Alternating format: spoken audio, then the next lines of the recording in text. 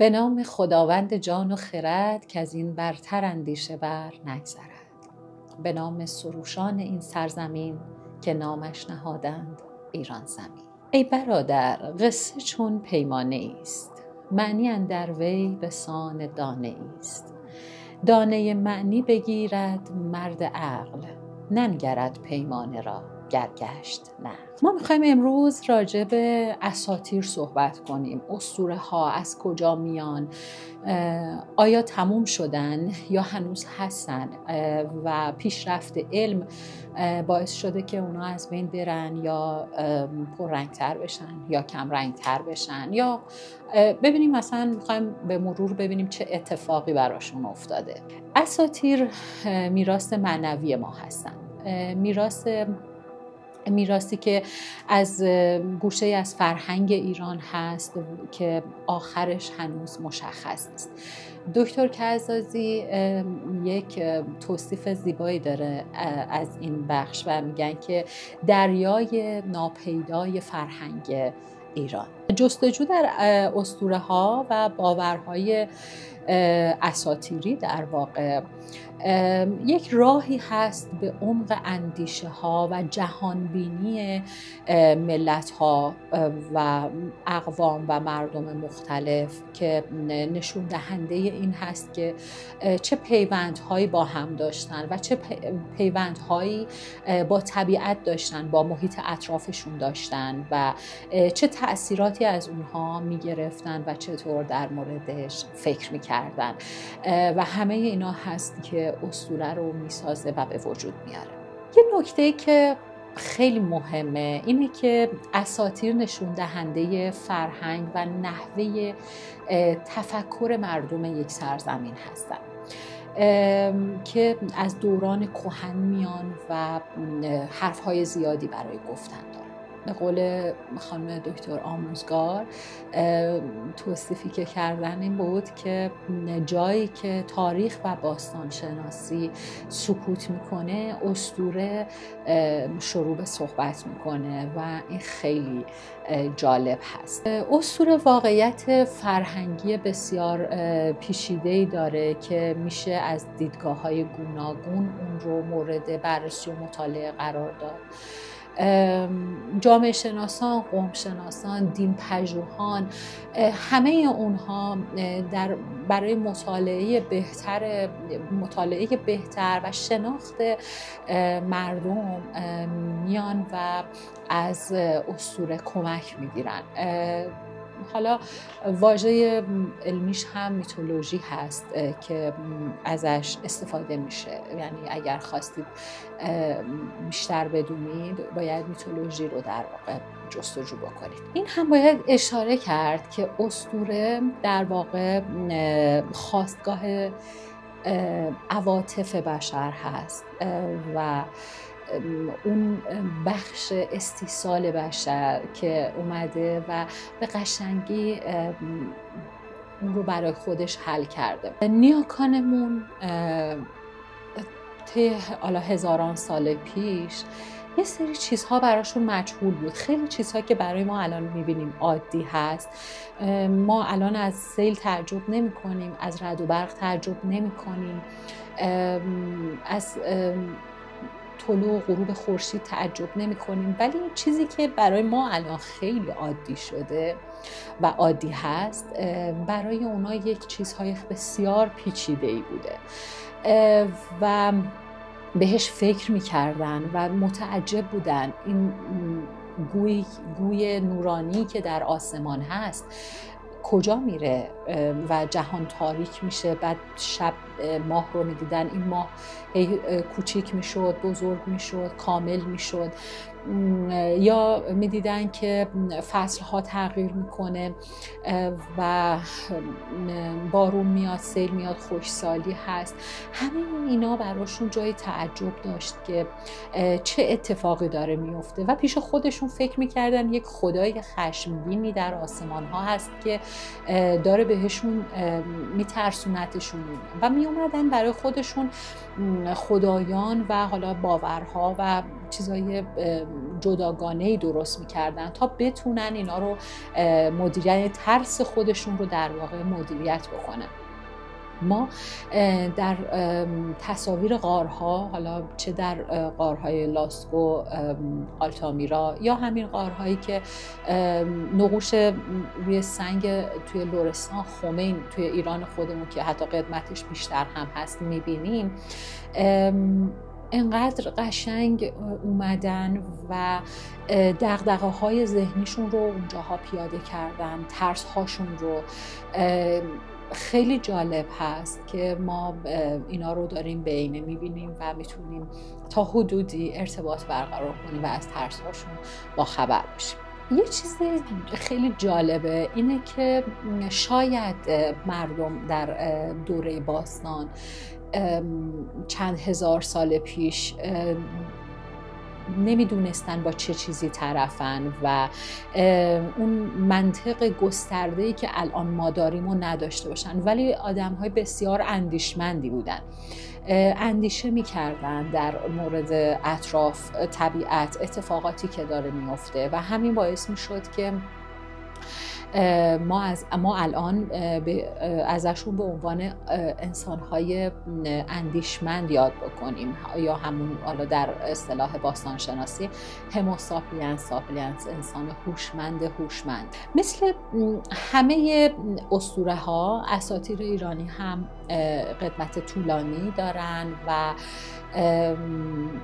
حتی تأثیرات زیادی روی سرزمین‌های دیگه گذاشتن که به مرور قرار هست که ما در موردشون صحبت کنیم، یعنی وارد بخوایم بخش ایزدان رو بیشتر راجبش بدونیم، یواش یواش راجب این که چقدر ما تاثیر گذاشتیم و چقدر تاثیر گرفتیم، چون از لحاظ جغرافیایی ما در موقعیتی قرار داریم که تأثیرات زیادی میذاره و همچنان هم همینطوره و خب در کنارش ما تمدن‌های مثل بین النهرین رو داریم، هند رو داریم، یونان رو داریم که همه اینا باعث میشه که ما یه سری تأثیراتی بگیریم و تأثیرات هم بذاریم. جغرافیا به ناچار در واقع بر فرهنگ تأثیر میذاره. ایران هم سرزمین تضادهای بزرگ هست، سرزمینی که بیابونها و جنگلهای زیادی داره.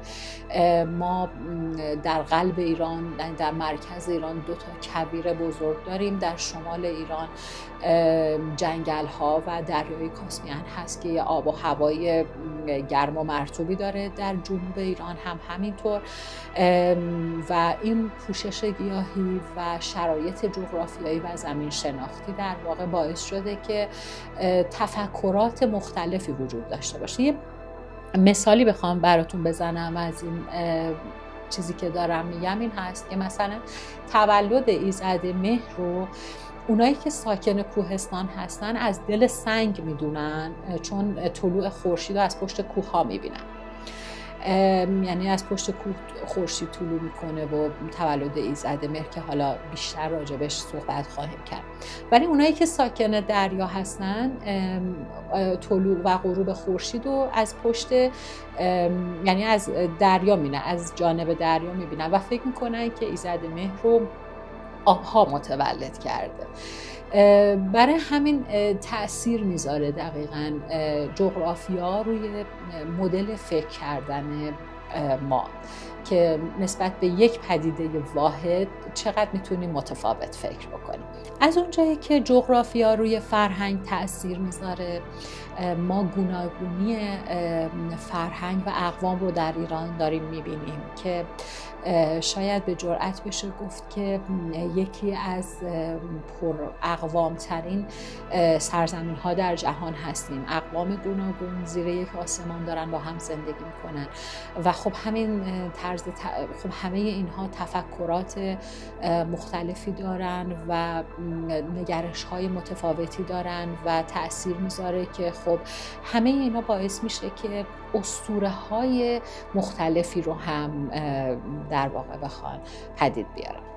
موضوع خیلی مهمه که ما اسطوره رو در زمینه و بستر اصلی در واقع همون اجتماعی و مذهبی خودش مطالعه بکنیم. خوشبختانه تو 50 سال اخیر پژوهشگرانی که در این حوزه کار میکنن اومدن و در مورد اسطوره، یعنی در بستر خودش، زمان و مکان خودش، بستر اجتماعی خودش مطالعه میکنن و این تأثیر زیادی گذاشته و قبلا این شکلی نبود. اسطوره رو افسانه میدونستن، قصه میدونستن، یک چیز تخیلی میدونستن و فکر میکردن که یک مسئله تخیلی و ابداعی هست که باید حالا راجبش صحبت بکنن و خیلی جا هم فکر میکردن که افسانه هست. الان اومدن گفتن اسطوره با افسانه خیلی تفاوت داره که حالا سعی میکنیم که توی جلسات آینده این تفاوت‌ها رو هم در موردش حتما صحبت بکنیم، چون خیلی جایگاه اسطوره بالاتر از خیلی چیزها هست، از خیلی چیزها رو به وجود آورده اسطوره. و خیلی جالب هست که در کتاب‌های مسیحیان توی کتاب یا حالا یهودی‌ها در کتاب‌های عهد جدید و عهد قدیم چون می اومده و مهر باطل می‌زده بر روی اسطوره، توجیهی نداشتن براش و اون رو در واقع یه جوری مهر دروغ و یا یک توهم باطل در واقع بهش فکر می‌کردن که هست. و الان مطالعات الان دیگه این شکلی نیست و زمینه اتفاقا خیلی از ادیان رو ما داریم ریشه هاش رو در اساطیر میبینیم و میبینیم که چه چیزهایی باعث شده که باورهای همین الان ما شکل بگیره. ما یک جامعه‌ای هستیم که اسطوره هنوز توش زنده هست و ما می‌خوایم راجع به همین صحبت بکنیم و همچنان وجود داره، در جریان هست و یه سری جوامع هم هستن که تا همین اواخر در واقع اسطوره درشون زنده بود و جریان داشت. حالا جاهایی هم هست که اصلا از بین رفته، خیلی دیگه مدرن شده، ولی باز هم ناخودآگاه بشر به این سمت میره که بخواد راجع به یعنی برگرده به تفکرات گذشته خودش برای درک بهتر در واقع اینطوری بگم و کارکرد اسطوره همین الان.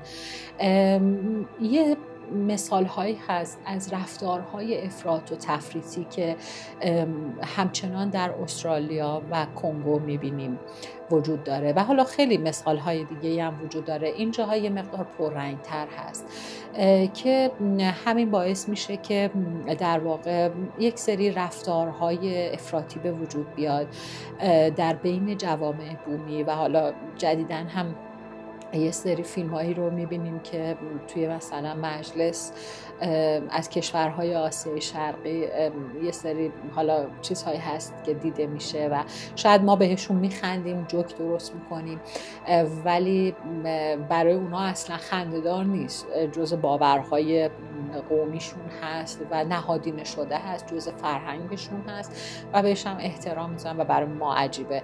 همونطور که خیلی از رفتارهای ما ممکنه برای جوامع جهانی حالا یا خنده دار باشه یا جای تعجب داشته باشه و هر چیز دیگه. همه ادیان آسمانی مخصوصاً در حالا ادیان آسمانی که در خاورمیانه شکل گرفت دارای اسطوره‌های زیادی هستن، ریشه های اساطیری دارن، یک مجموعه ای از اساطیر رو دارن و اینا مبدأشون رو بخوایم ببینیم از ایران هست، مصر هست، بین النهرین هست، هند هست و حالا از اون مهاجرت اقوام موسوم به اقوام آریایی بخوایم حساب بکنیم که یک جغرافیایی رو بین از آسیا تا اروپا برای زندگی در نظر گرفتن و خب همین باعث میشه که ما ریشه های فرهنگی و اساطیری مشترک زیادی داشته باشیم. ولی خب حالا وابسته به موقعیت اون سرزمین یه سری تغییرات جزئی میتونه داشته باشه که باز هم مثلا میشه همین ایزد مهر رو در واقع مثال زد که در ایران یه جوریه و در حالا یونان و روم مدل دیگه‌ای در واقع ستایش میشه یا حتی اسم دیگه‌ای هم براش گذاشته. گردش در پهنه پردامنه فرهنگ ایران بسیار لذت بخش و جالب هست برای ایرانی ها و مخصوصا برای خارجی ها. من احساس میکنم در طی این سالهای فعالیت و آموزش میبینم که فرهنگ ما برای بقیه خیلی جذاب تره تا خود ما. یعنی هرچی هم که میگذره من فکر میکنم که جذابیتش برای اونها بیشتر میشه، برای خود ما کمتر میشه چون کمتر بهش پرداختیم. بخوایم در مورد اصل و ماهیت و زمان اسطوره ها هم بخوایم صحبت بکنیم، باید بگیم که اصلا ابتدای اسطوره مشخص نیست. اصلا معلوم نیستش که از کجا اومده و شروعش دقیقاً کی هست، اما از روی آثار و حالا اون عواطف و افکاری که انسان‌های اولیه اومدن و پیاده کردن از روی خودشون میشه اونها رو تا حدودی حدس زد که چطور هست. آفرینش اسطوره یک تلاش و کوششی هست برای فهم اون چیزی که در طبیعت اتفاق میفته. اینو من شاید الان چند بار تکرار کردم، تکرارش دلیل داره، چون که انسان بدوی، انسان اولیه برای اون چیزی که میدید توجیهی نداشت، برای همه میومد و یک سری توجیهاتی رو در واقع خلق میکرد. یه سری هیجانات داشت، خشم بود، ترس بود، انتقامجویی بود، قدرت نمایی بود. اینا یه سری خصایص در واقع روانی انسان بود که وجود داشت و همه اونها رو به قوای طبیعت در واقع منسوبش میکرد، نسبت میداد و در باور عمومی جاندار بودن طبیعت در واقع میشه در موردش این شکلی بهش اشاره کرد که اون جاندار بودن طبیعت پایه و اساس تمام اسطوره هاست و باعث میشه که اسطوره رو شکل بده. حالا در ادامه بریم به سمت اساطیر ایران.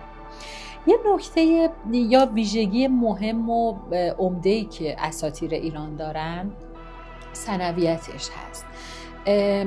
همیشه بین دو تا نیرو درگیری هست، بین خیر و شر، روشنایی و تاریکی، بین فریدون و ضحاک، بین رستم و افراسیاب یا ایران و توران. ما توی اسطوره ها در تاریخ همیشه با این مسئله مواجه هستیم. آفرینش در اساطیر ایران و باورهای ایران باستان محدوده 12,000 ساله‌ای داره. در این 12,000 سال اومدن و به 4 تا 3,000 سال تقسیمش کردن که دوره نخستینش دوره مینوی هست و بعدش مینوی گیتی میشه، یعنی یه مقدار زمینی تر میشه در واقع. بعد در 3,000 سال اول نه مکان هست نه زمان هست و اینجاست که جهان فارغ از ماده و حرکت وجود داره و اینجا هست که دو هستی به وجود میاد و اورمزد میاد و زمان رو در واقع میآفرینه و پس از اون امشاسپندان رو خلق میکنه. اورمزد در دنیایی پر از نیکی، زیبایی و روشنی قرار داره و پدر و مادر و آفریدگار تمام خوبی هاست. در مقابلش هم اهریمن وجود داره که تمام نیروهای شر و در واقع تمام بدی ها به اون نسبت داده میشه.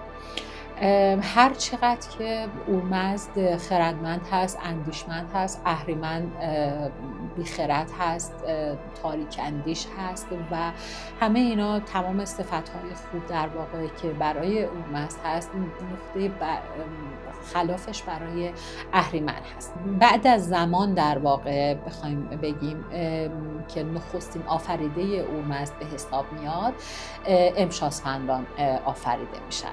امشاسپندان جلوه های اورمزد هستند که در واقع هر کدوم از اونها هم یک دشمن مستقیمی در بین دیوها دارن. تعداد امشاسپندان 6 تا هست و که حالا برای اینکه در فرهنگ ایران باستان همیشه تساوی بوده بین زنها و مردها، برای همین هم از این 6 امشاسپند 3 تاش بانو هستن و 3 تاش آقا هستن. و اما حالا مطالعات متأخرتر اومدن و سروش رو هم جزء امشاسپندها آوردن و تعدادش رو 7 امشاسپند اعلام میکنن و حتی گاهی هم خود اورمزد رو اولین امشاسپند میدونن که به هر حال باید تعدادش به 7 برسه. اولین امشاسپند سپند مینو هست که اون معنی روح افزا داره و بخش مقدس اورمزد هست و اینکه نماد اصلی اهورامزدا به حساب میاد. بعدی بهمن هست، وهومنم بهش میگن، به معنی اندیشه نیک هست که حالا قراره بیشتر راجع بهش صحبت بکنیم. و بعدی اردیبهشت هست، همون چیزی که ما به اسم اردیبهشت میشناسیم، اردیبهشت یا ارتوهشت که زیباترین امشاسپند هست. بعدی هم شهریور هست، به معنی سلطنت و پادشاهی نیک و فرمانروایی در واقع مطلوب و مظهر توانایی و شکوه و سیطره قدرت هست، منتها از جهت خوبش، مثبتش. بعدی سپندارمد هست یا سپندارمزد که به معنی اخلاص هست، یک بردباری مقدس هست که در مورد این هم حالا بیشتر صحبت خواهیم کرد. و خرداد یا خورداد هم بهش میگن، به معنی تمامیت و کمال هست، اوج کمال هست. و امرداد بیمرگی و جاودانگی و که حالا این 6 تا از امشاسپندان هستن، امشاسپندان اصلی که در حالا ادامه ما بیشتر راجع به جزئیات هر کدوم از اینها صحبت میکنیم. پس از آفرینش امشاسپندان ایزدان در واقع آفریده میشن. ایزدان هم دقیقاً مثل امشاسپندان در مقابل خودشون دیوان رو دارن، اهریمن رو دارن. هر کدومشون مثلا ایزد مهر دیو مخصوص به خودش رو داره، نیروی شر مخصوص به خودش رو داره که باهاش در نبرد هست. مثلا تیشتر، ایزد تیشتر رو میبینیم که دائم با دیو اپوش در جنگ هست. ایزد باران خواهی هست تیشتر و اپوش دیو خشکسالی. ما دائما جنگ اینها رو داریم با هم میبینیم که در نهایت حالا توی بحث مربوط به جشن تیرگان راجبش مفصل صحبت میکنیم. و البته هر کدوم از این ایزدها داستانهای خودش رو داره که به مرور قراره که راجبشون صحبت بکنیم. یه توضیح هم دادم که خدایان و ایزدان حالا سلسله مراتبی دارن. اینو تاکید میخوام بکنم که این سلسله مراتب دلیل بر مهم بودن یا کم اهمیت بودن اون یکی نیست. این رو بین خودشون به زیبایی مدیریت میکنن و بهش توجه میکنن. یعنی در جاهایی میبینیم که دیو مثلا ایزد تیشتر داره با دیو اپوش مبارزه میکنه و اونجا هست که ایزد بهرام به یاریش میاد و ایزدهای دیگه. یا مثلا در مورد اسفندگان یا مثلا سپندارمزد می‌بینیم که از دوستان اصلیش اردبیسوار آناهیتاست، ایزد آناهیتاست، ایزد آبها و همه اینها به زیبایی در کنار هم دارن مدیریت میکنن در واقع تمام جهان رو. در کنار تمام این آفریده های اورمزد گفتم که ما یک دنیای در واقع تاریکی ها و بدی ها رو داریم که قلمرو اهریمن هست و دیوهایی که در واقع تحت مدیریت یعنی تحت فرمان اهریمن هستند که بهشون سردیوان هم گفته میشه. و مثلا حالا یه مثال بخوام یکی دوتا مثال بزنم چون قراره بعدا مفصلا بهشون بپردازیم. مثلا دشمن بهمن، ایزد بهمن یا امشاسپند بهمن ببخشید، اکمنه هست که این دیو در واقع مقابل امشاسپند بهمن یا بهمن هست، بهمن. در پایان 3000 سال اول هست که اهریمن به بیهوشی میره و اورمزد شروع به آفرینش گیتی میکنه و جهان رو خلق میکنه. در 6 مرحله خلق میشه. اول آسمان هست، بعد آب هست، زمین هست، گیاه هست، جانور و در نهایت انسان رو خلق میکنه. نمونه ای که برای اورمزد آسمان رو در واقع روشن و بسیار پهناور مثل یک اختر در واقع خلق میکنه. پیش نمونه آب هم یک قطره آب بوده که ازش استفاده میکنه، یعنی برای پیش نمونه ازش استفاده میکنه. پیش نمونه زمین هم گرد و هموار بوده و هیچ نوع مثلا برجستگی های مثل کوه یا فرو رفتگی های مثل حالا کف اورانوس و اینا نداشته.